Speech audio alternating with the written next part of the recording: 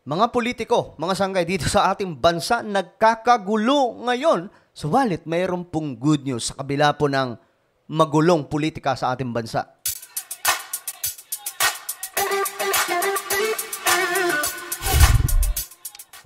So, hello, what's up mga sanggay? Maganda po yung topic natin ngayon. So, I hope na masundan po ito ng lahat. Anyway, before we start guys, pakisubscribe po muna yung ating YouTube channel.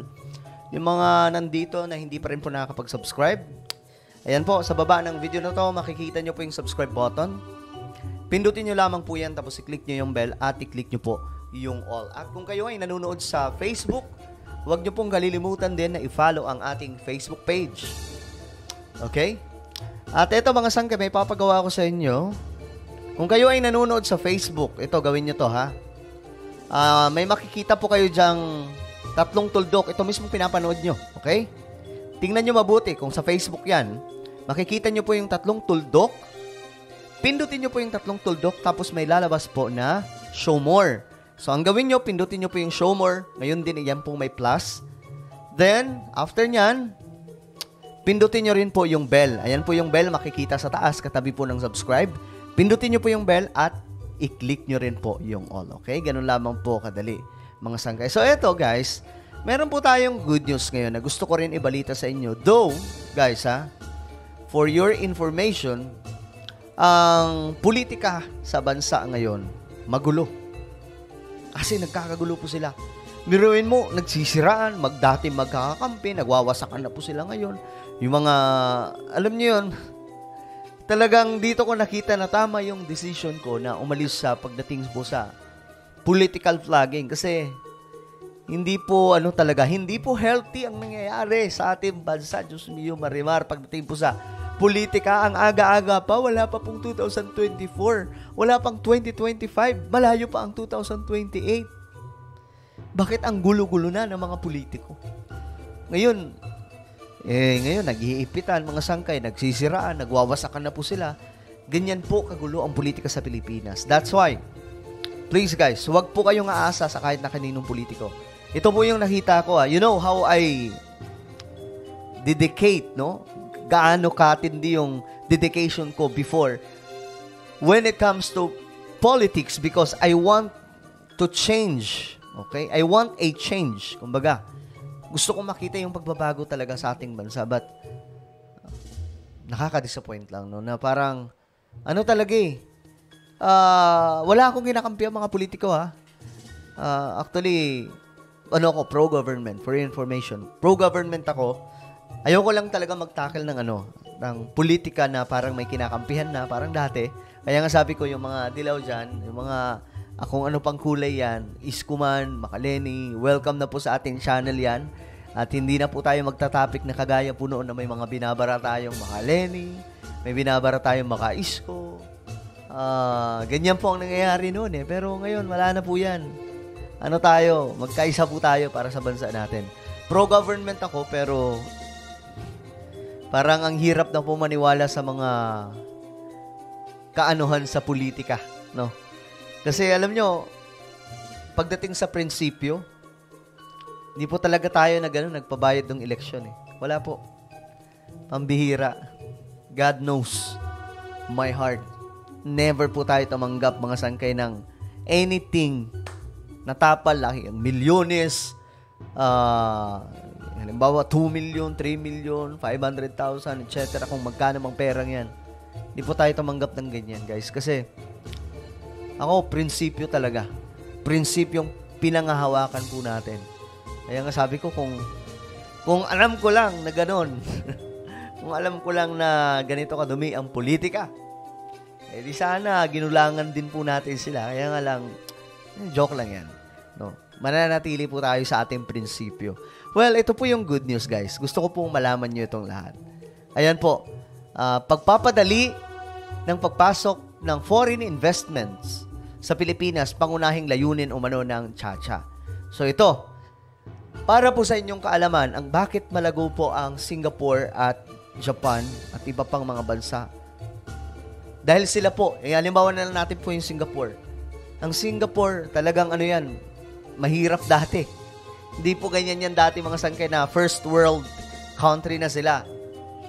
Napalago po yung kanilang ekonomiya dahil po sa maluwag na foreign investments. Open po yung kanilang ekonomiya. So, tingnan po natin. Maganda po itong balitang to sa kabila ng kaguluhan ng mga politiko. Pagpapadali ng pagpasok ng investment sa Pilipinas daw ang habol kaya't isinusulong ang charter change sa Kamara. Okay, mamaya na po ako magre-react ha. Tapusin muna natin ang video. Bukod sa usaping ekonomiya, gusto rin ng ilang mambabatas na pahabain ang termino ng Pangulo at mga kongresista. Nasa pangtay ng balitang yan, si Marian Enriquez. Prime Minister, wala po. Wala akong narinig na Prime Minister. Wala kaming pinag-usapang Prime Minister. Yan ang sagot ng liderato ng Kamara sa gitna ng sinusulong na charter change o pagbabago sa saligang batas. Pinalutang kasi ni Senadora Amy Marcos na tila may gustong pumwesto bilang Prime Minister kaya pilit itinutulak ang pag-amyenda ng konstitusyon. Yung ilang beses nang sinabi ni Pangulong Bongbong Marcos na dapat tumutok muna sa pagpapababa ng presyo ng mga bilihin at pagpapalakas ng hanap buhay ng mga tao. Ba't pagpipilitan? Bakit ganun? Ang kulit! Bakit may gusto mag-Prime Minister na hindi manalo sa presidente? Pagtitiyak ni Senior Deputy Speaker at Pampanga Representative Dong Gonzales, hindi babaguhin ang forma ng gobyerno. Pagluluwag sa economic provisions ng 1987 Constitution ang layong galawin para raw mas madaling makapasok ang foreign investment sa bansa. Pero sana rin daw ay matalakay ang pag-amyenda sa term limit ng mga opisyal ng gobyerno. Basta kung politika lang pinag-uusapan, yung aking term limits na 5 years and 2 terms. Diba? Tapos may re-election lang yung presidente. Kabuka ng vice president. Parang the continuity. Di ba palagi kong sinasabi sa inyo, the continuity? Sa ngayon, 6 na taon ang isang termino ng Pangulo at Vice Presidente. Pero kung maaprubahan, maaari silang manilbihan hanggang 10 taon. Balak din nilang gawing 5 taon at 2 termino ang mga kongresista hanggang local government officials. Tingnan mo next 2025, katatapos na nung eleksyon ng barangay noong October. So next year, election na naman sila, 2025 ng barangay election. So every year, parang nag-election tayo. Diba? Palaging election. So kailangan ayusin natin.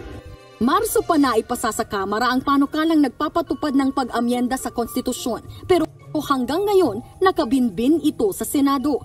Kaya para raw gumulong na ang tsa-tsa, baka kailangan na raw gumamit ng ibang estilo.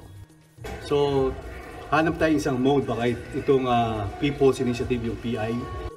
So, marami nang nag-uudyok sa baba na they're now starting, di ba, to educate the masses, lalo na sa baba, para malaman nila. Ang People's Initiative ay petisyon ng hindi bababa sa 12% ng kabuuang bilang ng rehistradong botante sa buong bansa at dapat ay kinakatawan nito ng hindi bababa sa 3% ng registered voters sa kada distrito. Ayon kay Gonzales, uumpisahan na nilang talakayan ito sa pagbabalik ng sesyon sa susunod na taon. Nagbabalik. Okay, so ito na nga. Dito po tayo mag-focus sa foreign investments na gustong buksan at gustong luwagan nitong mga kongresista. Ako mga sanggay, para po sa inyong kaalaman, itong charter change, pro ako dyan. Kasi when it comes to our system, the government, talagang wala guys, sabaw na sabaw po yan. Look at Singapore, Japan, UK, at marami pang mga bansa ng parliamentary system.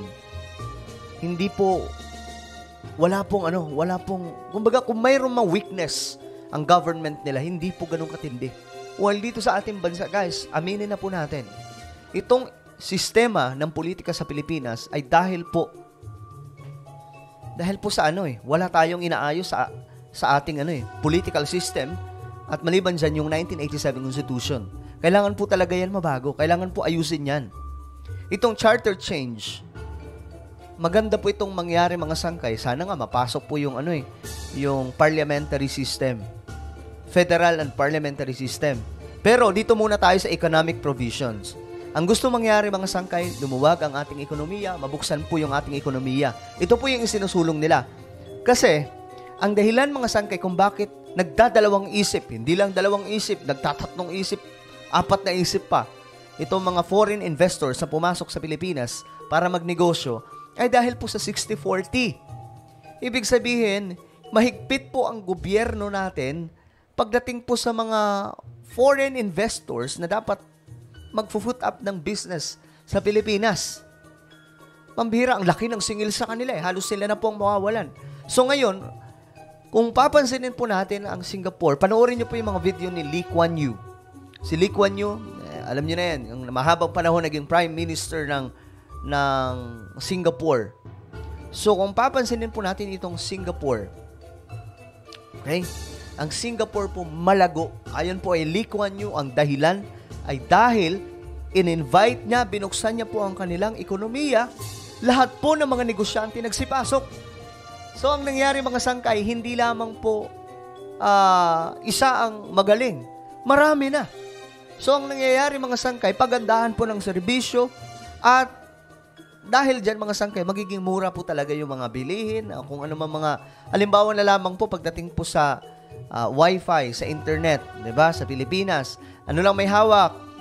Globe, Smart, at iba pa. Pero mga sangkay, kung open po tayo, pagdating po sa foreign investors, maluwag, gawin natin 100% yan, ang mangyayari dyan, papasok yung mga investors sa Pilipinas, magkakaroon pa ng ibang internet provider. Okay? Hindi lamang Globe, hindi lamang Smart. Madadagdagan pa, sabihin na po natin, aabot ng mga 10 or 15 or 20 mga sangkay. Mga ganun. Magkakaroon po ng mga kakumpetensya. The more na may mga kakumpetensya itong mga businessman sa Pilipinas, the more nagaganda po yung kanilang service sa atin. Halimbawa yung mga bilihin. Bakit ang mahal ng presyo ng mga bilihin sa atin? Tapos ang baba, ganun pa rin po yung ano tawag yung sahod ng mga manggagawa. Bakit? Kasi mga sangkay, dahil sa mga oligarko sa Pilipinas, sila naman po talaga yung nagkukontrol sa ekonomiya natin. Kahit na gobyerno, nakukontrol nila Sila yung nagkukontrol pagdating po sa mga bilihin. So, pag mag-usap-usap ang mga yan, okay, taas tayo. Sabay-sabay taas. So, sila kikita. While kung mayroon po silang makakatapat ng mga foreign investors sa Pilipinas na mag-foot up din ng mga businesses, ang mangyayari mga sangkay, magkakaroon po sila ng kakumpetensya.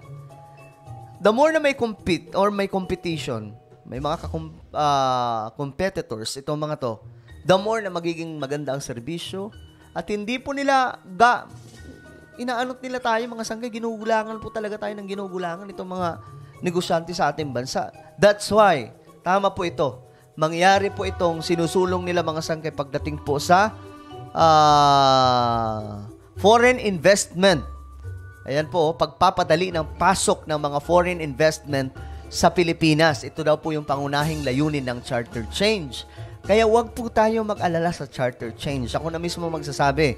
Ngayon, mga sangkay, hindi po tayo, wala na po tayong kinikiling ng mga politiko. Okay, nasa gitna po tayo. Pero pagdating po, kaya pagdating po sa charter change yan, maniwala kayo, maganda po itong layunin. Kasi magpapadali po ito. Malay natin mga sangkay dahil pala sa foreign investment, 'di ba? Hindi pala malay. Mangyayari po talaga 'yan kapag open po yung bansa natin pagdating sa ekonomiya na marami po mga foreign investors ang magsipasukan. Darating ang isang araw, first world country na ulit tayo. Mayaman na ulit ang bansa natin. O 'di ba? Pangarap po natin 'yan. Kagaya po ng Japan, kagaya po ng South Korea, kagaya po ng Singapore na mga malalagawin kanilang bansa. So, ano po ang inyong opinion mga sangkay tungkol po dito sa plano nila? Just comment down below. Now guys, I invite you please subscribe my YouTube channel. Sangkay Revelation, hanapin niyo po ito sa YouTube. Then click the subscribe, click the bell, and click all. Ako na po yung magpapaalam. Hanggang sa muli, this is me, Sangkay Janjan. Palagi niyo pong tatandaan that Jesus loves you. God bless everyone.